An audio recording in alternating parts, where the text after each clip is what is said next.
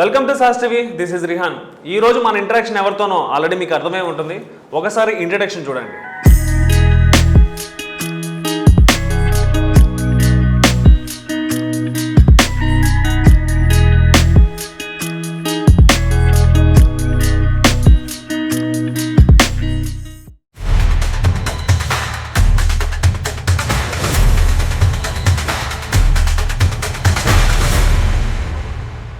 నమస్తే మేడం. నమస్తే అండి. ముందుగా మన నెల్లూరు గురించి, నెల్లూరు ప్రజల గురించి, అంటే మీరు ఎప్పుడు నెల్లూరుకు వచ్చినా కానీ నెల్లూరు ప్రజలు, నెల్లూరు నా కుటుంబం అంటుంటారు. అలాంటి కుటుంబం గురించి ఫస్ట్గా మీరు ఏం చెప్పదలుచుకున్నారు? నేను ఎలక్షన్స్లో మా నాన్నగారు నిలబడినప్పుడు, క్యాంపెయినింగ్ చేసినప్పుడు చాలా బాగా అనిపించింది ప్రతి ఒక్కరితో మాట్లాడడం. అంటే అది ఫస్ట్ టైం గ్రౌండ్ లెవెల్ రియాలిటీకి వెళ్ళి ప్రజలతో మాట్లాడి కలిసి వాళ్ళ సమస్యలు తెలుసుకొని ఎప్పుడైతే ఆ సమస్యలకి సొల్యూషన్ వచ్చిందో చాలా ప్రజల కళ్ళలో ఆనందంగా అనిపించింది. ఆ మూమెంట్ నాకు చాలా నచ్చింది. సో అప్పటి నుంచి నేను అనుకున్నాను, మా నాన్నగారు కూడా ఇదే చెప్తారు, ఎప్పుడన్నా నెల్లూరు వచ్చినప్పుడు నువ్వు ఏవైతే డివిజన్స్లో క్యాంపెయినింగ్ చేసావో ఆ డివిజన్స్కి వెళ్ళి ప్రజల సమస్యలు తెలుసుకొని ప్రజలతో ఉండు, అప్పుడే నీకు గ్రౌండ్ రియాలిటీ తెలుస్తుంది అని. సో అప్పటి నుంచి ఈ రోజు దాకా అదే చేస్తున్నాను. ఓకే. సో ఫైనల్గా మ్యాటర్లోకి వెళ్ళే ముందు, ఒకవైపు అంటే మీది రెండు సైడ్లు కూడా పొలిటికల్ ఫ్యామిలీస్ పోతారు. సో ఒకవైపు పొలిటికల్ ఫ్యామిలీస్, మరోవైపు బెస్ట్ ఎంటర్‌ప్రెన్యూర్ అవార్డ్స్, అంటే ఇలాంటి అవార్డ్స్ చెప్పాలంటే చాలానే ఉన్నాయి మీకు. అంటే ఈ రెండింటిని ఎలా బ్యాలెన్స్ చేస్తారు? పొలిటికల్ ప్రెజర్ ఉంటుంది, మీరు ఒక బెస్ట్ ఎంటర్‌ప్రెన్యూర్ అవార్డు తీసుకోండి అంటే అది దట్టు ఒక లేడీ అంత అచీవ్మెంట్ పొందాలంటే it's not a joke. So ఇది ఎలా బ్యాలెన్స్ చేస్తున్నారు? మీకు నిజంగా లైఫ్లో అసలు ఏం కావాలి అని మీరు కూర్చొని మిమ్మల్ని అనలైజ్ చేసుకుంటే అసలు స్ట్రెస్ అనేది అనిపించదు. అది మీ ఇంటెన్షనే మిమ్మల్ని ముందుకు తీసుకెళ్తుంది. ఓకే.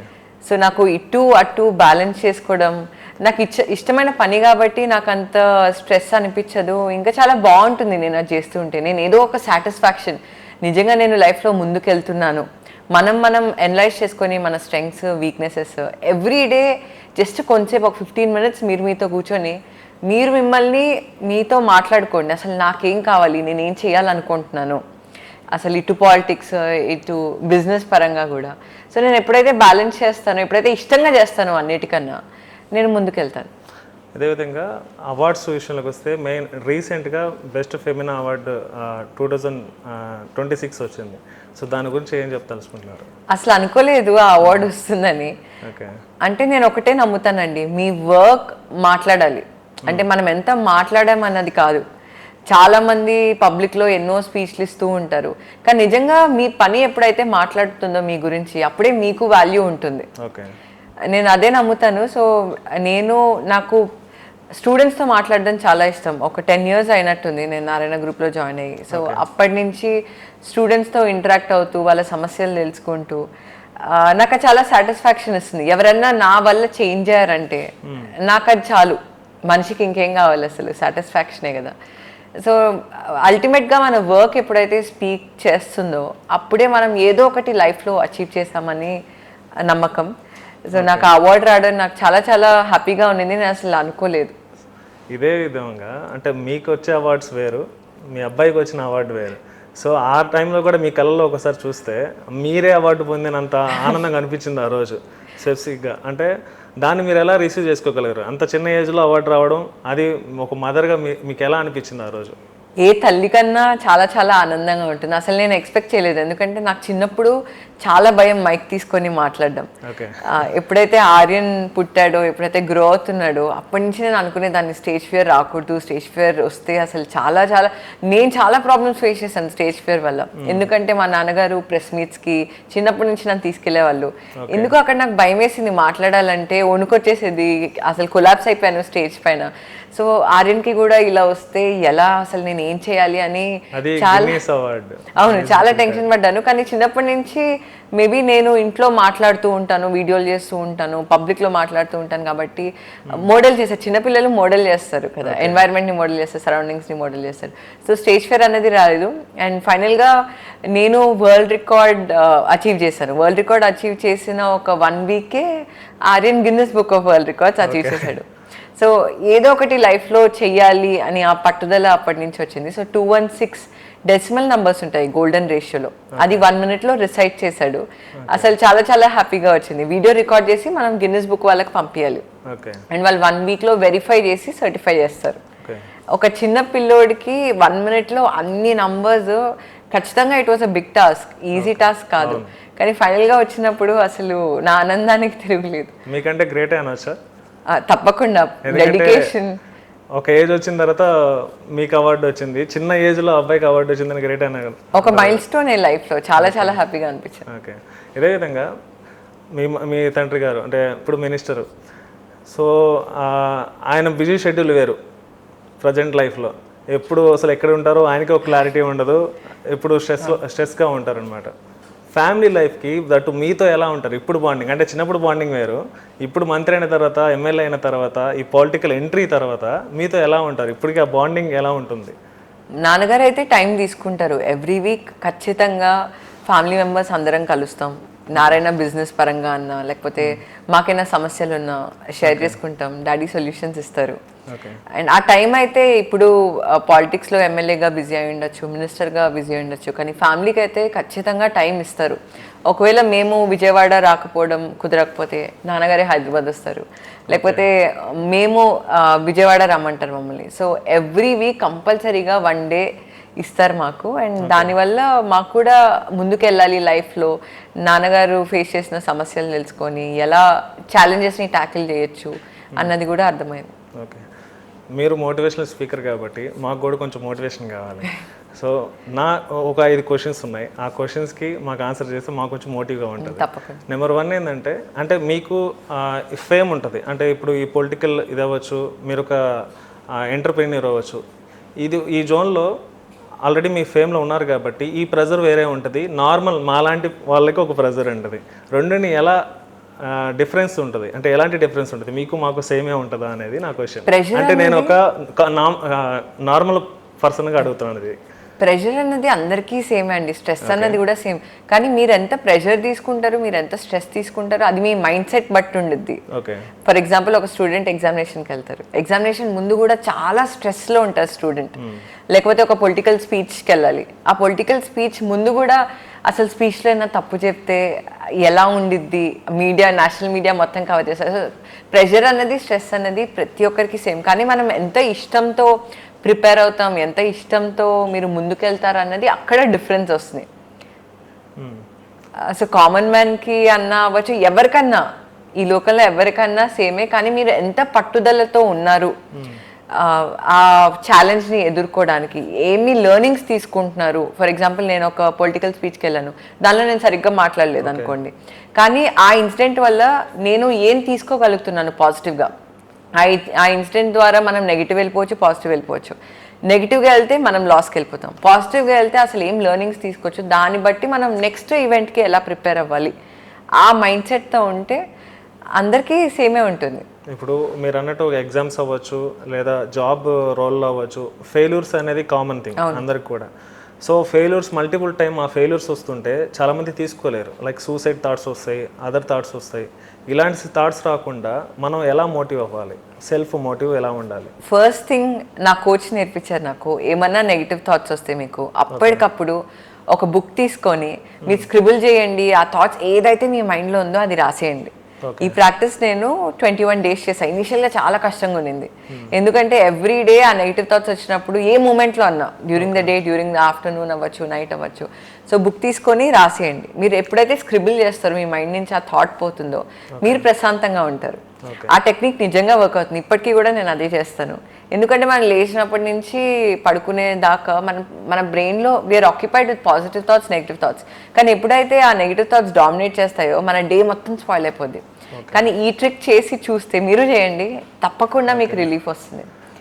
ఓకే, ఇదే మీరు మోటివ్ స్పీకర్ కాబట్టి మాకు ఇలాంటి మోటివ్స్ ఇస్తున్నారు. మీకు ఒక టైప్ ఆఫ్ ప్రెజర్ ఉంటుంది, అంటే మీరు స్పీచెస్ ఇస్తున్నా కానీ ఒక సెక్టర్లో మీకు ఒక ప్రెజర్ ఉంటుంది, ఏదో కోల్పోయిన ఇది వస్తుంటుంది. అలాంటివి వచ్చినాయా? వస్తే మీరు ఎలా హ్యాండిల్ చేసుకుంటారు సెల్ఫ్ మోటివ్? నాకు అదే ఇన్స్పిరేషన్ మీరు చెప్తే. నాకు కూడా నెగిటివ్ థాట్స్ ఉంటాయండి. ఫర్ ఎగ్జాంపుల్ నా book mind set shift release అయింది, అండ్ చంద్రబాబు నాయుడు గారు వచ్చారు, లాస్ట్ ఇయర్ చిరంజీవి గారు వచ్చారు April 24th. అసలు నా యాక్చువల్లీ 5 days ముందు వరకు నాకు చాలా సివియర్ థ్రోట్ ఇన్ఫెక్షన్, అల్సర్స్ వచ్చేసాయి, థ్రోట్ అల్సర్స్. నాకు అసలు థ్రోట్ కూడా లేదు, మాట్లాడడానికి వాయిస్ లేదు. అసలు డాడీ నా దగ్గరికి వచ్చి అసలు ఈవెంట్ ఎలా చేస్తావు, ఈవెంట్ అయినా పోస్ట్పోన్ చేద్దామా అన్నారు. లేదు డేట్స్ ఇచ్చారు కదా నేను చేస్తానని చెప్పాను. అసలు హై ప్రెషర్ నాకు అప్పుడు. అసలు మొత్తం ప్రతి ఒక్కరి కళ్ళు నా పైన ఉంటాయి, నేషనల్ మీడియా ఉంటుంది. అసలు నేను మాట్లాడగలనా లేదా, అసలు నేను మోడరేట్ చేయాలి ఒక సెషన్. చంద్రబాబు నాయుడు గారు కూర్చున్నారు అండ్ చిరంజీవి గారు కూర్చున్నారు, నేను వాళ్ళని ఇంటర్వ్యూ చేయాలి. నేను ఇంటర్వ్యూ చేయగలనా, నేను అప్పుడే ఎంటర్ అయ్యారు, నేను కూడా ఎంటర్ అయ్యాను. అప్పటిదాకా కొంచెం థ్రోట్ బెటర్ అయింది. నేను కింద కూర్చున్నాను, వాళ్ళిద్దరు స్టేజ్ పైకి వచ్చారు అండ్ నేను వచ్చాను. ఆ మూమెంట్లో నాకున్న ప్రెషర్, స్ట్రెస్, అసలు ఒక్క క్వశ్చన్ తప్పిపోయినా లేకపోతే నేను కొంచెం తడబడినా, అసలు ట్రోల్స్ అన్న మీ అందరికీ తెలుసు ఎలా ఉంటాయో. సో ఆ మూమెంట్లో ప్రతి దగ్గర, ప్రతి ఇన్సిడెంట్కి, ప్రతి సిచ్యువేషన్కి మనం లైఫ్లో స్ట్రెస్ ఉంటుంది. మీ స్ట్రెస్ వేరు ఉండొచ్చు, నా స్ట్రెస్ వేరు ఉండొచ్చు. అది మీ అంబిషన్ బట్టి ఉంటుంది అండ్ మీరు ఎలా హ్యాండిల్ చేస్తారో దాన్ని బట్టి మీ లైఫ్ తిరిగిపోద్ది. పబ్లిక్ ఇమేజ్ వల్ల మీరు ఓపెన్ అప్ అవ్వలేరు కొన్ని విషయాలు కూడా. ఆ స్ట్రెస్ని అలాగే లోపల పెట్టుకుంటుంటారు. అప్పుడు ఇంకా అది బరస్ట్ అవుతుంటుంది కదా, దాన్ని ఎలా హ్యాండిల్ చేస్తారు? అంటే మేమంటే ఇప్పుడు ఏంటంటే ఎవరికి పెద్ద తెలియదు కాబట్టి ఒక వర్షన్ ఉంటుంది, బరస్ట్ అవుతుంటాం. బట్ మీరు అన్నారు ఇందాక సోషల్ మీడియా ట్రోల్స్, మీరు వన్స్ మీ అంటే మీకు వచ్చే కోపాన్ని లేకపోతే ఎన్ని హ్యాండిల్ చేసుకోలేని లేని రోజు ఖచ్చితంగా అది బరస్ట్ అవుతుంటుంది. అలాంటివి ఏమైనా ఎదుర్కొన్నారా? సోషల్ మీడియాలో మన లైఫ్ గురించి మొత్తం చెప్పనక్కర్లేదు. ఫస్ట్ థింగ్, మనకి ఏదైతే కావాలో అది చూపించవచ్చు. And at the same time public image వల్ల మీరు చెప్పినట్టు స్ట్రెస్ ఉంటుంది, కానీ మనం డిఫరెంట్ టెక్నిక్స్ ఉంటాయండి. ఫర్ ఎగ్జాంపుల్ నాకు స్ట్రెస్ వచ్చింది అనుకోండి, జస్ట్ కళ్ళు మూసుకొని జస్ట్ ఒక 3 బ్రీత్ ఇన్ బ్రీత్ అవుట్స్ తీసుకుంటే ఆ స్ట్రెస్ ఆ మూమెంట్లో తగ్గిపోద్ది. ఇందాక నేను చెప్పినట్టు ఒక బుక్ తీసుకొని జస్ట్ మీ నెగిటివ్ థాట్స్ అన్నీ రాసుకుంటే ఆ మూమెంట్లో స్ట్రెస్ పోద్ది. లేకపోతే మీకెవరన్నా చాలా బాగా క్లోజ్ ఉన్న వాళ్ళకి, మదర్ అవ్వచ్చు, ఫాదర్ అవ్వచ్చు, లేకపోతే గైడ్ అవ్వచ్చు, మెంటర్ అవ్వచ్చు, ఫ్రెండ్ అవ్వచ్చు, వాళ్ళకి కాల్ చేసి జస్ట్ అసలు దీని గురించి చెప్తే, మీది ఏదైతే స్ట్రెస్ అవుతున్నారో దాని గురించి చెప్తే ఆ మూమెంట్కి ఆ థాట్ పోతుంది. సో డిఫరెంట్ టెక్నిక్స్ ఉంటాయి. సో ఈ డిఫరెంట్ టెక్నిక్స్ ద్వారా నేను నా లైఫ్లో ఇంటిగ్రేట్ చేస్తాను. అండ్ స్ట్రెస్ అనేది మీరు ఎలా తీసుకుంటారో అది ఇంపార్టెంట్. అంతా ఓకే, కానీ ఇటీవల జరుగుతున్న రాజకీయ పరిణామాలు కొన్ని మార్పులకు దారితీస్తుంది. ఆ మార్పుల్లో భాగంగా ఇటీవల చక్కర్లు కొడుతున్న వార్త ఏంటంటే నారాయణ కుటుంబం నుంచి మరొకరు కూడా రాజకీయ ఎంట్రీ ఇవ్వబోతున్నారనేది. సో అది నిజమేనా? ఆ ఎంట్రీ ఎవరిది? ఇదే విషయంపై పొంగూరు శరణి ఏమంటున్నారో చూద్దాం. ఇంకా కొంచెం పాలిటిక్స్ విషయానికి వస్తే, మీ ఫాదర్ ఇప్పుడు పాలిటిక్స్లో ఉన్నారు కాబట్టి, అంటే బిఫోర్ చూసుకుంటే మీరు ఎలక్షన్ టైంలో కానీ తండ్రికి కొంచెం సాయంగా ఉన్నారు. ప్రతి ఎలక్షన్లో కూడా, లాస్ట్ 2 ఎలక్షన్స్లో కూడా మీరు సాయంగా నిలబడ్డారు, ఫ్యామిలీ మొత్తంతో పాటు మీరు కూడా. సో డైరెక్ట్ పాలిటిక్స్ ఎంట్రీ అనేది కోరుకోవచ్చా మీ నుంచి? అంటే ఫ్యామిలీ కూడా అందరూ కూడా యాక్టివ్లో ఉన్నారు. సో మీరు ఇంకా యాక్టివ్గా ఉన్నారు. రీసెంట్గా ఈ మున్సిపల్ స్కూల్ ఆధునీకరణ కానీ, అది నెల్లూరు జిల్లాలోనే ఒక మైల్ స్టోన్ అని చెప్పవచ్చు. అలాంటి దాంట్లో మీ పాత్ర కీలకం.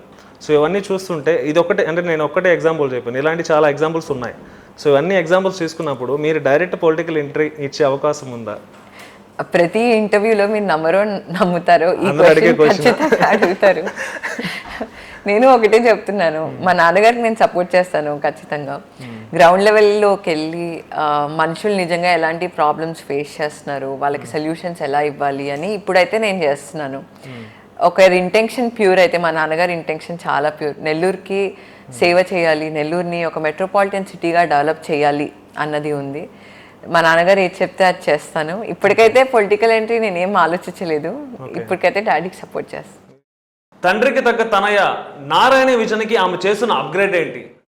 వైఎస్ఆర్సీపీ వాళ్ళు రూలింగ్లో ఉన్నప్పుడు నెల్లూరు ఎలా ఉంది చూడండి, ఇప్పుడు ఎలా ఉంది. అసలు మీరు under ground drainage system already ప్రాసెస్లో ఉంది. రోడ్స్ చూడండి, రోడ్స్ చాలా వరకు క్లీన్ అయిపోయి, ఆ డ్రైనేజ్ మురికి కాలువలు కూడా చాలా వరకు చేశారు, వర్క్ చేశారు. అండ్ అన్న క్యాంటీన్ స్టార్ట్ చేశారు వచ్చిన వెంటనే, ఎంప్లాయ్మెంట్ ఆపర్చునిటీస్ క్రియేట్ చేశారు ఇలా. అండ్ విద్యారంగంలో స్కూల్కి విఆర్ స్కూల్ మా నాన్నగారు నాకు ఇచ్చినప్పుడు నాకు చాలా భయం వేసింది, ఈ స్కూల్ని అసలు ఒక ఇంటర్నేషనల్ లెవెల్కి ఎలా తీసుకెళ్తారు అని. నారాయణలో కూడా అలాంటి గ్రౌండ్ ఫెసిలిటీ ఎక్కడా లేదు. ఒక హై ఇంటర్నేషనల్ స్టాండర్డ్ గ్రౌండ్ మేము క్రియేట్ చేసాము.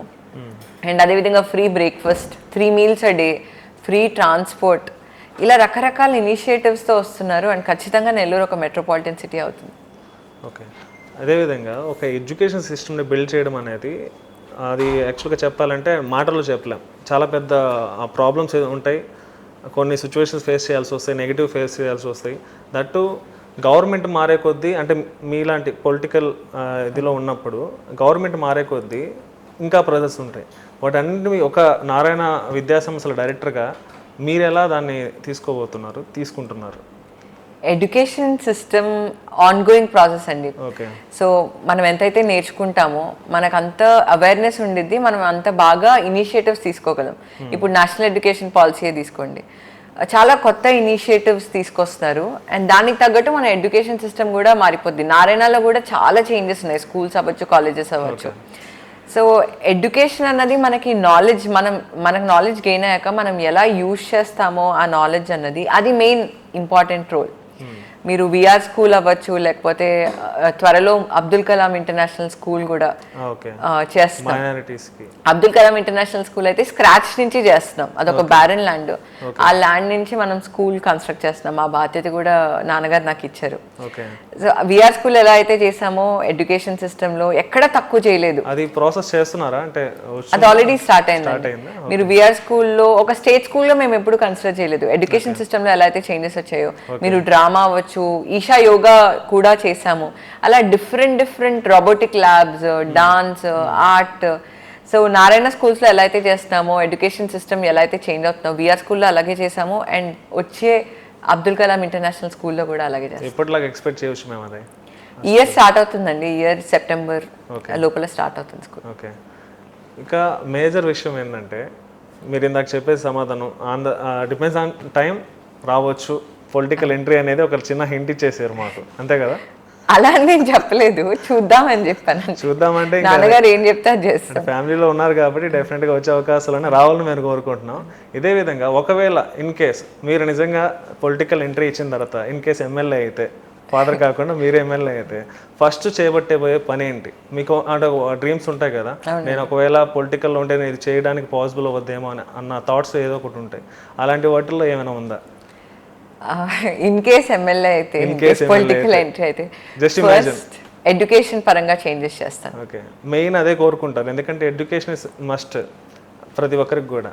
సో ఆ ఎడ్యుకేషన్ ఇప్పుడు ఆల్రెడీ మీరు చెప్పినట్టు నెల్లూరులో బాగానే ప్రోగ్రెస్ అవుతుంది. కొత్తదనంగా ఇంకేమైనా ఉన్నాయా ఎడ్యుకేషన్లో ఒక బిల్డ్ చేయడానికి? ఏమైనా ప్లాన్ చేస్తారా? ఖచ్చితంగా అండి. ఇప్పుడు రీసెంట్గా విఆర్ స్కూల్ తీసుకునేటట్టయితే మనము కాంపిటేటివ్ ఎగ్జామినేషన్స్ కూడా స్టార్ట్ చేసాం, కాంపిటేటివ్ సపోర్ట్ కూడా చేస్తున్నాం. సో అదేవిధంగా కాంపిటేటివ్ ఎంతైతే ఇంపార్టెంటో, ఒక student mind set, thought process అనేది చాలా ఇంపార్టెంట్. సో నేను స్టూడెంట్స్తో వర్క్ చేస్తున్నప్పుడు ల్యాక్స్ ఆఫ్ స్టూడెంట్స్ నారాయణ గ్రూప్లో నేను వర్క్ చేస్తాను, వాళ్ళకి కౌన్సిలింగ్ చేస్తాను. సో వాళ్ళకి కౌన్సిలింగ్ చేస్తే ఒక్క మాట వాళ్ళని చేంజ్ చేసేయచ్చు లైఫ్కి. ఒక నాట్ సో కాన్ఫిడెంట్ స్టూడెంట్ ఒక కాన్ఫిడెంట్ స్టూడెంట్గా మారిపోతారు. అలాంటి సిచ్యువేషన్స్ కూడా చూసాం. సో కాంపిటేటివ్ ఎగ్జామినేషన్స్ ఎంత ఇంపార్టెంటో, నాలెడ్జ్ ఎంత ఇంపార్టెంటో, ఒక స్టూడెంట్ యొక్క మైండ్ సెట్ కూడా అదే ఇంపార్టెంట్. సో నేను ఎడ్యుకేషన్లో ఖచ్చితంగా ఇన్ కేస్ అయితే తప్పకుండా ఆ చేంజెస్ చేస్తాను.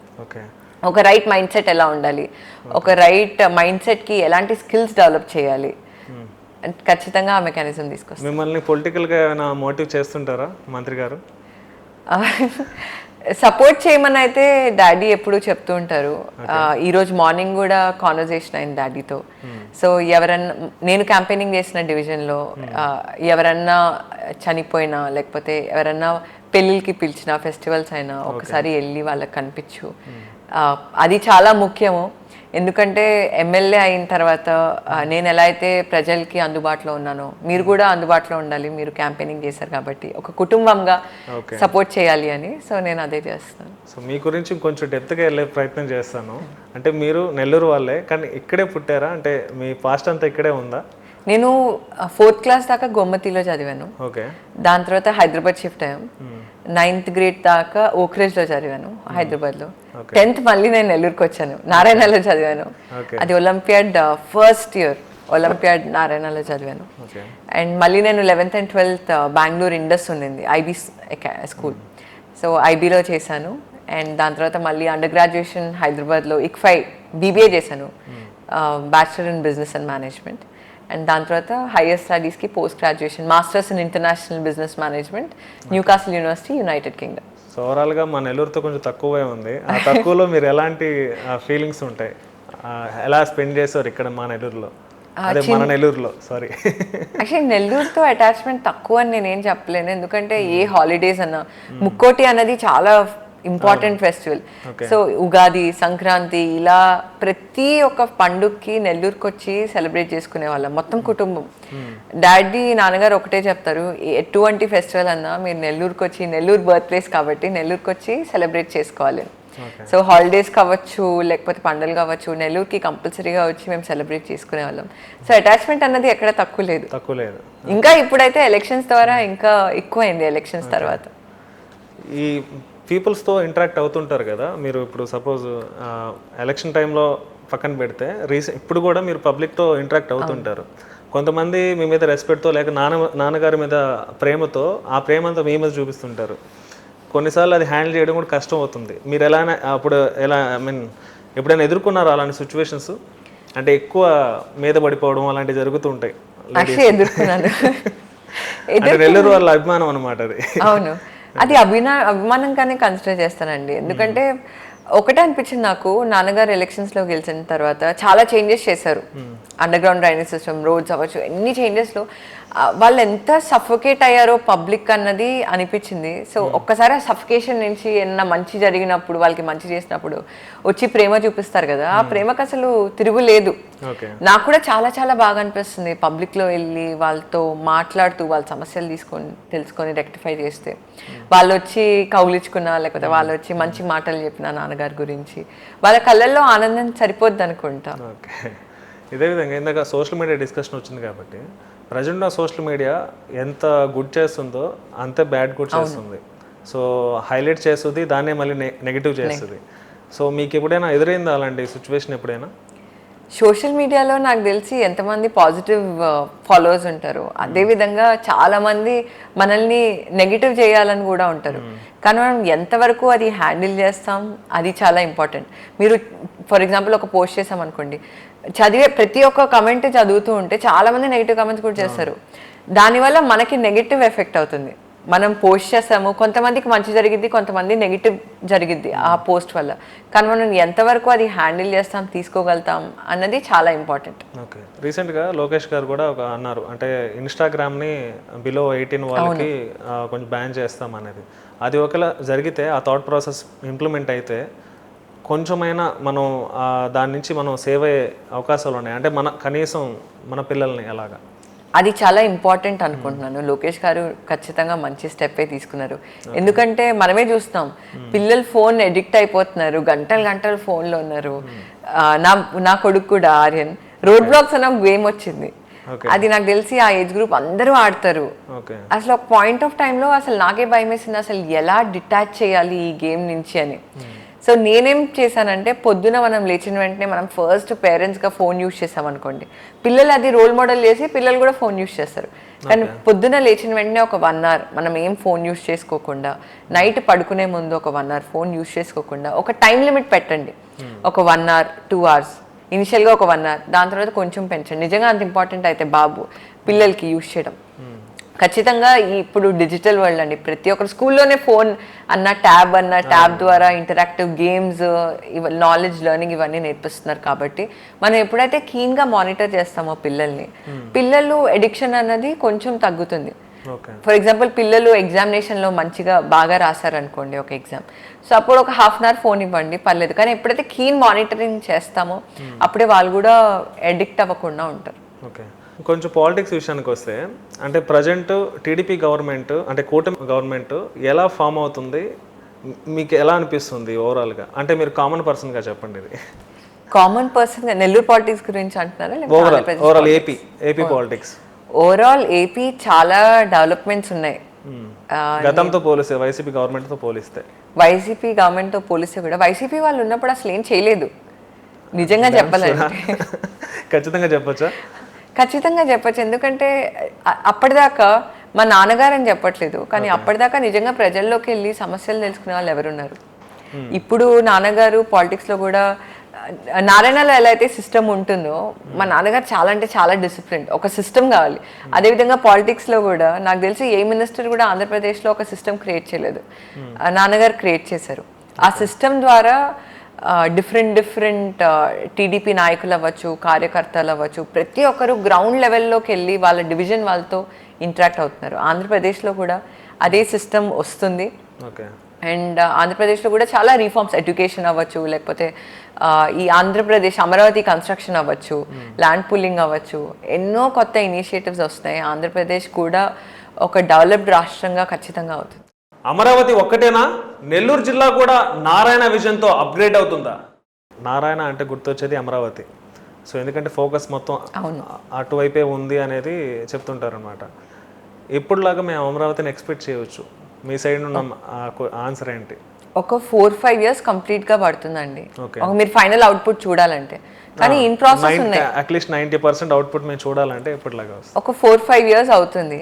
ఎందుకంటే ఒక రాష్ట్రాన్ని స్క్రాచ్ నుంచి మొదలు పెట్టడం, కన్స్ట్రక్ట్ చేయడం, అదొక రిఫార్మ్డ్ సిటీ లాగా డెవలప్ అవ్వడం, it's not easy. So already in process ఉంది. డిఫరెంట్ కంట్రీస్ విజిట్ చేసి మా నాన్నగారు అవ్వచ్చు, చంద్రబాబు నాయుడు గారు అవ్వచ్చు, లోకేష్ గారు అవ్వచ్చు, సో ఆ కంట్రీస్లో బెస్ట్ ప్రాక్టీసెస్ మనము అమరావతికి తెస్తున్నాం. ఖచ్చితంగా అవుతుంది, ఒక మంచి రాష్ట్రంలో అవుతుంది, కానీ టైం పడుతుంది. ఇక్కడ దీంట్లోనే ఒక క్వశ్చన్ ఉంది. ఫోకస్ మొత్తం అమరావతి వైపే ఉంది, నెల్లూరు వైపు లేదు అనేది కొందరు అంటారు. నెల్లూరు వైపు పనులు మాత్రం డెవలప్మెంట్ జరుగుతుంది అనేది ఒకరు చూపిస్తారు. ఓవరాల్గా నెల్లూరులో జరుగుతున్న డెవలప్మెంట్ ఏంటి, నెల్లూరులో డెవలప్మెంట్ మీద నారాయణ గారి ఫోకస్ ఎలా ఉంది? నెల్లూరులో డెవలప్మెంట్ ఖచ్చితంగా జరుగుతుంది. అమరావతి కన్నా నెల్లూరులో ఇంకా స్పీడ్గా జరుగుతుంది అంటాను. మీరు అది ప్రాక్టికల్గా చూడొచ్చు. మీరు పార్క్స్కి వెళ్ళండి, పార్క్స్లో ఓపెన్ జిమ్ కాన్సెప్ట్ తెచ్చారు. నాన్నగారు ముందు ఇనీషియల్గా ఎలక్షన్స్ క్యాంపెయినింగ్ అప్పుడు ప్రామిస్ చేశారు, తప్పకుండా ఓపెన్ జిమ్ కాన్సెప్ట్ తెస్తాను అని. అదే కాన్సెప్ట్ తెచ్చారు. అండ్ ఎలక్షన్స్లో గెలిచిన వెంటనే అన్న క్యాంటీన్ స్టార్ట్ చేశారు. వైసీపీ ప్రభుత్వం దాన్ని ఇనిషియల్గా స్టార్ట్ చేశారు, దాని తర్వాత క్లోజ్ అయింది. దాని తర్వాత మళ్ళీ అన్న క్యాంటీన్ స్టార్ట్ చేశారు. అండ్ నిరుపేద వాళ్ళకి పెన్షన్స్ అవ్వచ్చు, డిఫరెంట్ ఇనిషియేటివ్స్ కూడా ఆల్రెడీ చేస్తున్నారు. నేను దర్గాకి వెళ్ళొచ్చానండి ఇప్పుడే. సో ఆ దర్గా కూడా చాలా చాలా క్లీన్గా, శుభ్రంగా ఉంది. మనందరికీ రొట్టెల పండగ ఎలా జరుపుకుంటామో మీ అందరికీ తెలుసు. నెల్లూరు అంటే lakhs and lakhs of people వస్తారు. ప్లేసెస్ లో నెంబర్ 2 అవును, బారాషాహి దర్గా నెంబర్ 1 కూడా అనొచ్చు. ఇంతకు ముందు ఎలా ఉండింది ఆ దర్గా, ఇప్పుడు రొట్టెల పండగ ఎంత ఫేమస్ అయింది. నాన్నగారు వల్లే అక్కడ కూడా నారాయణ గారు మంత్రిగా ఉన్నప్పుడు అజీజ్ గారు వీళ్ళందరూ బాగా ఆధునీకరించారు. 24 hours మానిటరింగ్ పెట్టి, ఇప్పుడు వాటర్ కూడా ప్యూర్ వాటర్ వస్తుంది అక్కడ. హైజీన్ కండిషన్స్ ఒకప్పుడు ఎలా ఉన్నాయి, ఇప్పుడు ఎలా ఉన్నాయి. సో అలా ప్రతిదీ చాలా బాగా చేసుకొని వెళ్తున్నారు. ప్రతి ఒక్క పండగని చాలా అద్భుతంగా చేస్తున్నారు. నెల్లూరు ఖచ్చితంగా ఇంకా బాగా డెవలప్ అయింది అమరావతి కన్నా చెప్పాలంటే. మేజర్ నెల్లూరులో ఉన్న ఒక ప్రాబ్లం ఏంటంటే, అంటే అందరూ అంటుంటే డ్రైనేజ్ సమస్య, వీటన్నిటికంటే కూడా స్ట్రీట్స్ చిన్నవి. అవును, నెల్లూరులో దానివల్ల ట్రాఫిక్ సమస్య ఎక్కువ ఉంటుంది అనమాట. దాని మీద ఎలాంటి ఫోకస్ పెట్టదలుచుకున్నారు? నేను నిన్న 10th డివిజన్కి వెళ్ళానండి. 10th డివిజన్లో గుడికి వెళ్ళాను, ఉగాది అని చెప్పి అక్కడ ఉన్న అందరితో సెలబ్రేట్ చేసుకున్నాను. అక్కడ రోడ్ అసలు బాగాలేదు 10th డివిజన్లో ఒక దగ్గర. సో ఆ రోడ్ కూడా ఒక 1 weekలో కంప్లీట్ చేస్తాను అని చెప్పారు. సో ఎక్కడైతే మైక్రో లెవెల్ మానిటరింగ్ చేస్తాం, ఎక్కడైతే సమస్యలు ఉన్నాయో డివిజనల్ ఇన్ఛార్జెస్ని పెట్టేశారు డాడీ. సో డివిజనల్ ఇన్ఛార్జెస్ ద్వారా, వాళ్ళ ద్వారా సమస్యలు మాకు తెలుస్తున్నాయి. సో మేము వెంటనే దానికి సొల్యూషన్ తెస్తున్నాం. సో ఖచ్చితంగా ప్రతి ఒక్క సమస్యని మైక్రో లెవెల్లో మానిటర్ చేయడం మా నాన్నగారికి కష్టం. సో అందుకే ఒక సిస్టమ్ పెట్టారు. ఆ సిస్టమ్ ద్వారా మాకు ఇంకా స్పీడ్, ఎవరికైనా స్పీడ్ పెరుగుతుంది, ఆ స్పీడ్ వల్ల ప్రోగ్రెస్ రిజల్ట్ ఉంటుంది. ఓకే, నారాయణ గారు చేసే పనిలో ఎవరి మాట వినరు, ఎవరి మాట తీసుకోరు అని అంటుంటారు. అది కరెక్టేనా? ఒకవేళ కరెక్ట్ అయితే అది ఎలా? అంటే ఆయన స్పీడ్కి అంటే అది ఎంతవరకు అది కరెక్ట్ అవుతుంది? ఖచ్చితంగా కరెక్టే. నాన్నగారు అందరి మాట తీసుకుంటారు, కానీ ఏదైతే కరెక్ట్ అవుతుందో ఆ పని చేస్తారు. ఓకే, ఫర్ ఎగ్జాంపుల్ మీరు ఒక వాల్యుబుల్ పాయింట్ చెప్పారు అనుకోండి, మీ పాయింట్ తీసుకుంటారు, అర్థం చేసుకుంటారు, నిజంగా అది కరెక్ట్ అంటే ఆ పాయింట్కి వాల్యూ ఇచ్చి ఆ పాయింట్ చేస్తారు. అంటే నాన్నగారికి నాలెడ్జ్ చాలా ఇంపార్టెంట్, ఫౌండేషన్ చాలా ఇంపార్టెంట్. మీరు ఒక పని చేస్తే ఆ పని గురించి మీకు ఎంత నాలెడ్జ్ ఉంది, నిజంగా నాలెడ్జ్ రైట్ అయితే అది తీసుకుంటారు. ఓకే, మీ మాట వింటారా? మీ మాట తీసుకుంటారా? తప్పకుండా తీసుకుంటారండి. నా మాట ఒకటే కదా, మా అక్క మాట, ఇంకా ప్రజల మాట కూడా వింటారు. ప్రతి ఒక్కరి మాట ఫ్యామిలీ మాట్లాడదాం. యాజ్ అ ఫ్యామిలీ తీసుకుంటారు. నేను చెప్పేది ప్రయారిటీ ఎవరికి ఉంటుంది? ప్రయారిటీ అన్నది లేదు. మీరు చెప్పే ఇన్ఫర్మేషన్ ఎంత సాలిడ్ గా ట్రూ ఉంటుంది, ఓకే, అది ఇంపార్టెంట్. అంటే నేను అనేది ఇప్పుడు మీరున్నారు, మీ అబ్బాయి ఉన్నారు, ఎవరు మాట తీసుకుంటారు బాగా అని? ప్రతి ఒక్కరి మాట కన్సిడర్ చేస్తారు. దానిలో ఎంతవరకు నిజం ఉన్నది చూస్తారు. ఆ పాయింట్ నిజంగా వ్యాలిడ్ అయితే ఆ పాయింట్ తీసుకుంటారు. యువతకి ఎడ్యుకేషన్ ఎంత ముఖ్యమో నెల్లూరుకి డెవలప్మెంట్తో పాటు ఆ ఎడ్యుకేషన్ సిస్టమ్ని బిల్డ్ చేయడం కూడా అంతే ముఖ్యం. మరి నెల్లూరులో ఆ ఎడ్యుకేషన్ సిస్టమ్ బిల్డ్ అవుతుందా? ఇంకో ప్రాబ్లం ఏంటంటే మేజర్గా మీరు అన్నట్టు ఎడ్యుకేషన్లో ఇంకా కొన్ని ప్రాబ్లమ్స్ ఉన్నాయి. అంటే ఉన్నవాళ్ళు చదువుతున్నారు కానీ లేని వాళ్ళు అలాగే ఉంటున్నారు. ఇంకా దాని మీద ఇంకా ఏమైనా ఫోకస్ పెడుతున్నారా? ఎడ్యుకేషన్ సిస్టమ్ పైన చాలా అంటే చాలా ఫోకస్ పెడతాం. విఆర్ స్కూల్ అయిన తర్వాత నాన్నగారు ఒకటే చెప్పారు, విఆర్ స్కూల్ లాగా 15 స్కూల్స్ ఉన్నాయి నెల్లూరులో. ఆ స్కూల్స్ అన్ని విఆర్ స్కూల్ చేసినట్టే నువ్వు చేయాలి అని. అందుకే నాకు అబ్దుల్ కలాం ఇంటర్నేషనల్ స్కూల్ కూడా ఇచ్చారు. మొన్నటిదాకా ఐఐటి ఫౌండేషన్ లేదు విఆర్ స్కూల్లో. అంటే ఒక వ్యక్తి, ఎస్పెషలీ నిరుపేదలు, వాళ్ళకి ఫౌండేషన్ ఉండదు. ఐఐటి అన్న, నీట్ అన్న, కాంపిటేటివ్ ఎగ్జామ్, లేకపోతే బేసిక్ ఫండమెంటల్స్ కూడా అప్పటిదాకా స్కూల్ లేదు. గవర్నమెంట్ స్కూల్స్ కూడా వైఎస్ఆర్సీపీ వాళ్ళు ఉన్నప్పుడు ఎలా ఉన్నాయో మీ అందరికీ తెలుసు. టీడీపీ వచ్చిన తర్వాత, నాన్నగారు వచ్చిన తర్వాత ఎలా ఉన్నాయో కూడా మీ అందరికీ తెలుసు. ఎలాంటి చేంజెస్ చేశారో అందరికీ తెలుసు. ఒక పర్సన్ లైఫ్లో గెలవాలన్నా, ఎడ్యుకేషన్లో బాగా మార్క్స్ రావాలన్నా స్ట్రాంగ్ ఫౌండేషన్ కావాలి. ఆ స్ట్రాంగ్ ఫౌండేషన్ ఫస్ట్ ప్రొవైడ్ చేద్దాము, మంచి ఫెసిలిటీస్ ప్రొవైడ్ చేద్దాము. ఈ రెండు చేస్తే ఖచ్చితంగా వాళ్ళు కూడా కాంపిటేటివ్ ఐఐటి అన్న, నీట్ అన్న చేస్తే, ఫౌండేషన్ చేస్తే వాళ్ళు కూడా లైఫ్లో బాగా ఎదుగుతారు అని నమ్మి చేస్తున్నారు. ఎందుకంటే మా నాన్నగారు ఒక గుడిసెలో పుట్టారు, చాలా వరకు గుడిసెలోనే పెరిగారు కూడా. సో మా నాన్నగారికి నిజంగా పావర్టీ ఎలా ఉంటుంది అని తెలుసు. ఇప్పుడు నెల్లూరు ఎవరైతే పావర్టీలో ఉన్నారో వాళ్ళతో కూడా రిలేట్ చేసుకుంటున్నారు కాబట్టి స్లోగా చేంజెస్ చేస్తున్నారు. ఓకే, రీసెంట్గా చెప్పలేం కానీ కొంతకాలంగా ఎక్కువ ఉమెన్స్ మీద ట్రోల్స్ చేయడం కానీ, ట్రోల్స్ గురి చేయడం కానీ, రెండోది ఉమెన్స్ మీద అఘాయిత్యాలు కానీ, ఇవన్నీ కూడా ఎక్కువ అవుతున్నాయి. సో ఇది గతంతో పోలిస్తే అని నేను అనట్లేదు కానీ కంట్రోల్ అయితే అవ్వట్లేదు. దీని మీద ఎలాంటి మానిటరింగ్ ఏమైనా జరుగుతుందా? మీరు గవర్నమెంట్ సైడ్ నుంచి అంటున్నారు? గవర్నమెంట్ చేంజెస్ అనట్లేదు, ఎక్కువ కూడా ఉమెన్స్ మీద ఎక్కువ అఘాయిత్యాలు జరుగుతున్నాయి. దీని మీద గవర్నమెంట్ ఎలాంటి ఫోకస్ పెడుతుంది అంటున్నాను. గవర్నమెంట్ ఉమెన్ పైన ఎక్స్క్లూజివ్ ఫోకస్ అయితే ఇస్తున్నారండి. వాళ్ళ సేఫ్టీ పరంగా అవ్వచ్చు, లేకపోతే వాళ్ళకి ఎంప్లాయ్మెంట్ ఆపర్చునిటీస్ అవ్వచ్చు, లేకపోతే స్కిల్ డెవలప్మెంట్ సెంటర్స్. డాడీ ఒకటే నమ్ముతారు, ఎప్పుడైతే ఒక మహిళ సేఫ్గా ఉంటుందో, ఊర్లో నెల్లూరులో అవ్వచ్చు లేకపోతే ఎక్కడన్నా సేఫ్గా ఉంటుందో, ఎప్పుడైతే ఒక మహిళకి విద్య చదువుకుంటుందో అప్పుడు ఆ కుటుంబం నిలబడుతుంది అని. అండ్ ఏపీ గవర్నమెంట్ కూడా చంద్రబాబు నాయుడు గారు అవ్వచ్చు, నాన్నగారు అవ్వచ్చు, సేఫ్టీ పరంగా చేస్తున్నారు. ఎట్ ద సేమ్ టైం విద్య పరంగా చేస్తున్నారు. Employment opportunity, skill development centres కూడా గెలిచిన వెంటనే స్కిల్ డెవలప్మెంట్ సెంటర్స్ పెట్టారు. స్కిల్ డెవలప్మెంట్ సెంటర్స్ పరంగా చేస్తున్నారు. సో ఎక్కడ ఉమెన్కి తక్కువ లేదు, ఉమెన్కి ఇంకా ఎక్కువ ఇనిషియేటివ్స్ ఉన్నాయి. ఓకే, సో మొత్తానికి చాలా ఆన్సర్స్ వచ్చేసి లాస్ట్ ఫైనల్గా మీకు ఒకవేళ దేవుడు వరం ఇస్తే, దేవుడు ఇది ఏదైనా కోరుకో అని ఒక వరం ఇస్తే మీరు ఎలాంటిది కోరుకుంటారు? ఏ రకంగా దాన్ని అచీవ్ చేయబోతారు? నెల్లూరు ప్రజలు చాలా బాగుండాలనుకుంటున్నాను, మనస్ఫూర్తిగా చెప్తున్నాను ఇది. ఎందుకంటే నేను గ్రౌండ్ లెవెల్లో తిరిగి వాళ్ళ సమస్యలు తెలుసుకున్నప్పుడు నాకు కూడా చాలా చాలా బాధేస్తూ ఉంటుంది. మీరే చూస్తున్నారు, కొన్ని డివిజన్స్లో తిరుగుతూ ఉంటే మురికి కాలువల పైన, గట్టు పైన ఇల్లుంటుంది. వాళ్ళు చెప్పే సమస్యలు నాకే చాలా బాధేస్తాయి. సో పావర్టీ అన్నది ఉండకూడదు అని అయితే నేను కోరుకుంటున్నాను. అదేవిధంగా అమరావతి బాగా డెవలప్ అవ్వాలి అని కోరుకుంటున్నాను. లాస్ట్ టైం టీడీపీ గవర్నమెంట్ ఓడిపోయినప్పుడు చాలా మార్జిన్ ఓట్స్తో ఓడిపోయారు. అప్పటికి చాలా అంటే చాలా ఇనిషియేటివ్స్ చేశారు, డెవలప్మెంట్ స్టార్ట్ అయింది, కానీ అది ప్రజల్లోకి వెళ్ళలేదు. అది ఎక్కడ ఫెయిల్ అయిందంటారు? ఎందుకు ఫెయిల్ అయిందంటారు? అది చేంజ్ అన్నది ఎప్పుడు ఈజీ కాదండి. ఒకటి నిజంగా డెవలప్డ్గా చూపించాలి అంటే ఎస్పెషలీ గవర్నమెంట్లో చాలా మెకానిజం ఉంటుంది. అది హాఫ్ వే అయిపోయింది అండ్ అది ప్రజల్లోకి వెళ్ళలేదు, అవేర్నెస్ రాలేదు. నిజంగా టీడీపీ గవర్నమెంట్ ఇన్ని చేంజెస్ చేస్తున్నారని కనిపించలేదు. కానీ ఈసారి ప్రాక్టికల్గా గ్రౌండ్ లెవెల్లోకి వెళ్ళి మేము ఇవి చేస్తున్నాము, అవి చేస్తామని మాటలు ఒకటే కాదు, అవి నిజంగా చూపిస్తున్నారు. అవి నిజం కూడా అవుతున్నాయి, చూస్తున్నాం మనం. సో అక్కడ మిస్ అయింది. జస్ట్ కపుల్ ఆఫ్ ఓటింగ్ ద్వారా వల్ల మనకి లాస్ అయింది, కానీ ఆ డెవలప్మెంట్ అన్నది ఈసారి మా నాన్నగారు ఒక గొప్ప సంకల్పంతో తప్పకుండా నేను ఎక్కడైతే చిన్న చేంజెస్ అవ్వచ్చు, మేజర్ చేంజెస్ అవ్వచ్చు, ఆ డెవలప్మెంట్ అనేది ప్రజల్లోకి తీసుకెళ్తాను.